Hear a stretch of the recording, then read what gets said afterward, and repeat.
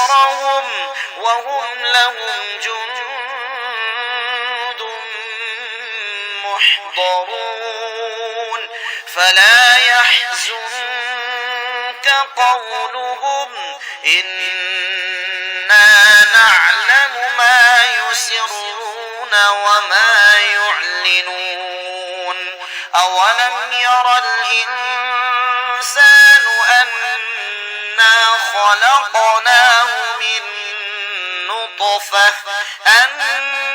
أنا خلقناه من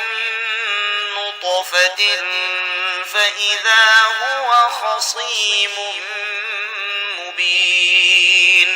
وضرب لنا مثلا ونسي خلقه قال من يحيي العظام وهي رميم قل يحييها الذي أنشأها أول مرة وهو بكل خلق عليم الذي جعل لكم من الشجر الأخضر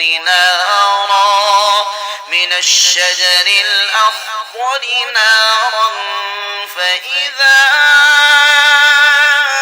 أنتم منه توقدون أوليس الذي خلق السماوات والأرض بقادر على أن يخلق مثلهم بلى وهو الخلاق العليم إنما أمره إذا أراد شيئا أن يقول له كن فيكون فسبحان الذي بيده ملكوت كل شيء وإليه ترجعون.